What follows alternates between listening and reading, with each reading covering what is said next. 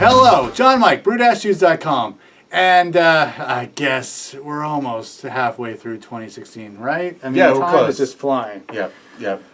Look, man, I've been wanting to get into kegging for a long time. We've done videos, and really they were from me to get into kegging, and I just haven't got off the freaking whatever you want to call it to get into kegging. And I'll tell you why. One is that price point, number one. Price point to tell, I mean, I should just save and say, like, this money I'm putting aside, and I'm going to get everything I need for kegging. Because everyone talks about, like, you can get a used keg, and it's half the price of a new one, and I'm thinking to myself, I don't have the time to be looking for a used keg and all this stuff. I'm not going to go on Craigslist, find some guy who's like, hey, my wife wants me to sell all my homebrew equipment, and I'm going to, anybody best offer, yeah, I'll take it. I'm like, no, man. Maybe I just want a new effing keg. How about that?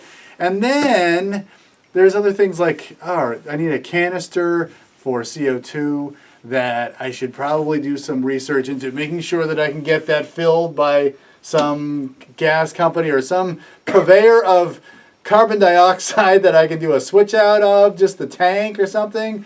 There's just all these questions I have. And then the other thing is, well, I have a fridge. Do I have enough space for it? Because right now it's filled with bottles and also, big carboys that I'm lagering. Yep. And do I need to drill a hole into a fridge to put a tap in, or should I just have a keg with a CO2 canister attached to it, and then have just a picnic tap attached to it? So, Michael, I have all these questions, and I don't know where to start. Where do I start? That's First, a lot of I'm going to questions. save money. Let me start there. If I save money and money's not a problem anymore, then what's the next thing I should do to start getting the equipment I need to keg my beer? Okay. Start there. Some initial guidelines. One of the most important things, because this is going to sound strange, but I definitely see it come up when you see people get into kegging on forums and stuff. First and foremost, the first thing that you have to invest in before you buy any kegging equipment, is you got to have a fridge. Okay. Right? And I know you have a fridge, but if you like to use that fridge for storing ingredients or lagering the beers or do this or that, maybe that's not the best option to have as the Kegerator as well. Okay. Just because kegging tends to do better with just a set temperature and not a bunch of disturbances in or out. Now, in my Kegerator, I've stored bottled beer in it and stuff like that a lot. And, my Kegerators get a freezer up top, and it stays mostly frozen. And I do put frozen stuff up there. I keep hops up there and popsicles and stuff like that. So, but... You brew with popsicle? Well, sometimes it gets hot sometimes. Not this time of year, but you need a popsicle, So, or when the kids come and bother you, you just unwrap some popsicles and throw it out in the yard. And the kids run away and you can keep brewing. I get it. So, but you'll be surprised how many people try to get into kegging thinking, well, I'll just chill the beer in an ice bucket when I want to drink it. Well, you can't. You really, not so good. It needs to be cold for carbonating and stuff at the same time. And for it's a long just better, time. more stable. Okay. So that's a big thing. Maybe I should just get another fridge, Yeah. Or you could get a smaller fridge that'll hold a keg and a CO2 canister. I mean, you got the CO2 canister on the outside too, but I tend to jam mine on the inside because having an extra hole for the line, we can get into that later. But so another thing you mentioned, critically important, the number two biggest thing is figuring out where you're going to get your CO2 source. Okay.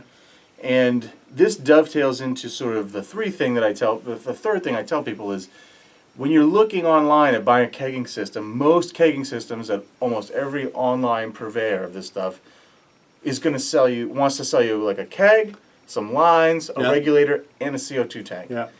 You got to be 100% certain that you've got a place where you can go get a tank filled. Yeah. If you're going to get a shiny, new, pretty tank that says, I love to keg on it, okay? Because my first mistake, which I didn't know was a mistake, was that when I first bought my first system, I had a bright new tank. And in a keg system, aside from the keg itself, that tank is probably the biggest investment. I can't find anywhere near us somebody who fills tanks. Got it. So just cut that off the table. The good news about that is, as far as the initial investment equipment goes, you're dropping like $60 right there off the initial, because you don't need to buy a tank. That being said, around here for us, getting into an well, if you're not going to fill a tank, where do you get your CO2? Well, for us around here, it's an exchange program. Yeah. So eventually, I had to give up my shiny new tank in order to get a tank of CO2 because they just weren't going to fill it. Yep. And it was a little bit painful, but I haven't looked back. It's been totally fine. Because eventually, you know what? You're going to want 2 tanks. You're going to want to have a small tank and a big tank. So for me, exchange works great. Okay. In general, getting into the exchange program is usually about $35 near us. Meaning, you don't have a tank, you want to get in and say, I want a 5-pound tank of CO2. It's going to be about, for us around here, about $35. And then to fill it after that, it's like $17 for the fill. So the other good thing about tank exchange is eventually tanks, there's a date on there, and eventually they expire. I get it. So one way or another, you'll always have at some point, even though you've only filled your CO2 tank maybe 10 times in its lifetime, somebody's going to look at that and go, this tank's expired. And they're going to cut it up, and you're going to have to buy a new tank anyway. So if you're in exchange, that is never a problem because they take those tanks out of service when they get close to their lifespan. Okay. So that's the big thing.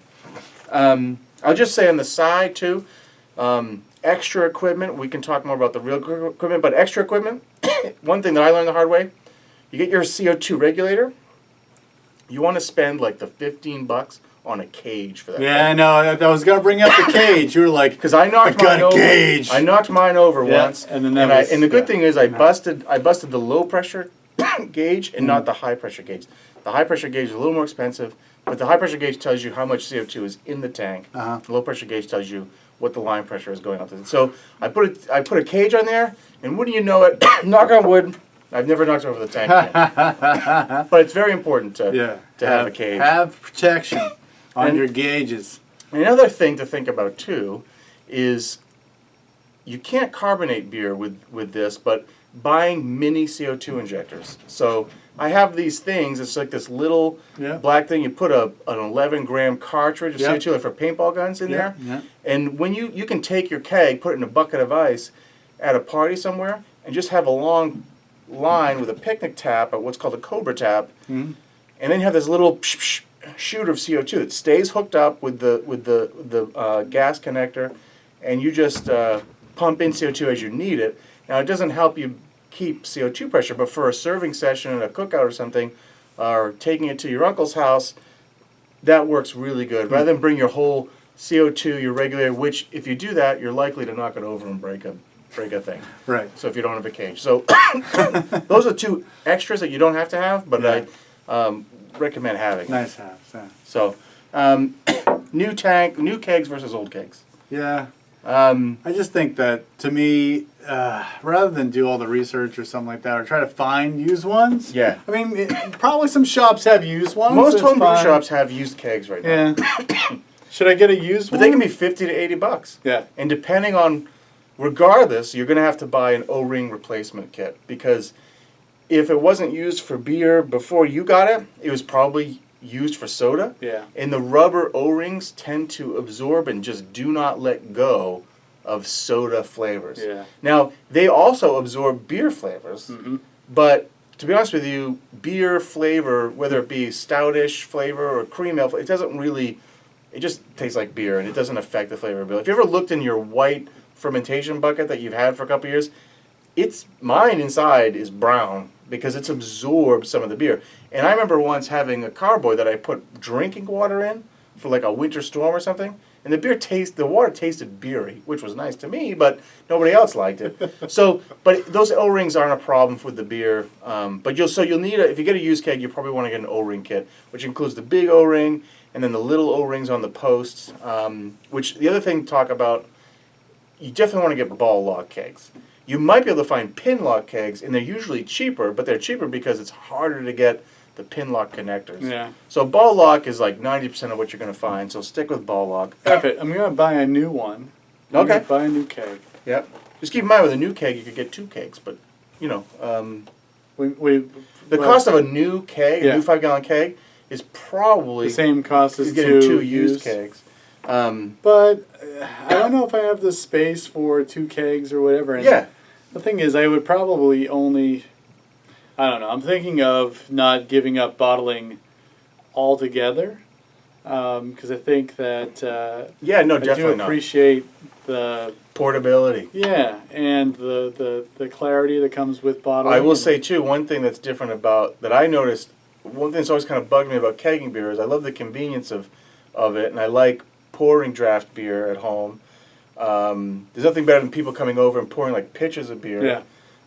But the one thing is that it takes a lot longer for a keg of beer to clear, to fully clear, than it does for a bottle of beer. And I never really understood why until I heard in a podcast once described that, well, in a bottle of beer, all the sediment has this far to go. But in a keg of beer, you got this far to go. Yeah. And but the sedimentation rate is the same in both. Yeah. So it takes a lot longer for all that stuff to settle out. Yeah. But once it is clear, it's glorious. It's really it's really nice, and you don't have to worry about having. And you can bottle off of a keg and not have sediment. So the other thing that people want to invest in because it's fun and it's cool, and you mentioned it, is drilling a hole in your fridge and having faucets on the side. Now, granted, that is a lot of fun to have faucets, especially when you're having a party. Yeah. But the reality is most people just be pretty mesmerized that you got draft beer at home.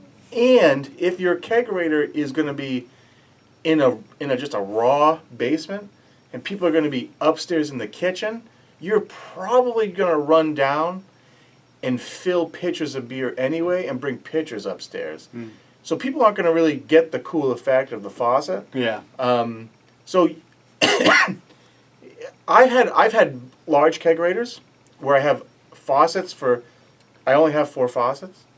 I'll have faucets, but I'll have 2 other kegs in the kegerator on plastic picnic taps. I see. I think that there really should be there's no shame in having picnic taps to get started. I mean, why, especially if you're just going to have one keg, and if it's going to be in a fridge that's shared with other brewing paraphernalia, you might as well just have 8 feet of line coiled up. You can zip tie it together so it's not a mess.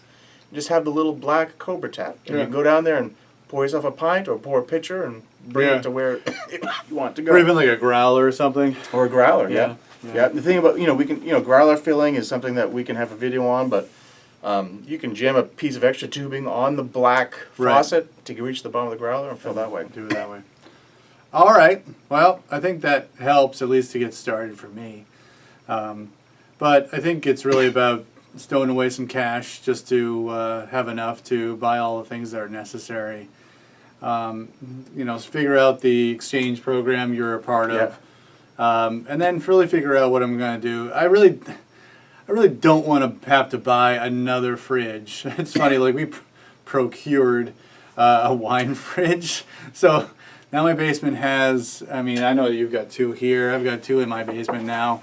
I don't know, like if I should get a third or not. I don't know. Just at some point, how many fridges are too many fridges? Sometimes I've at times been up to like 5 fridges in my house, and that's ridiculous. But it is what it is, Yeah, and the thing is, if I'm really gonna do it right, a kegerator would be pretty sweet. You could buy a commercial kegerator. It would also be. I've thought about that too, because they're nicer. They got a tower or whatever. I mean, it's more expense there.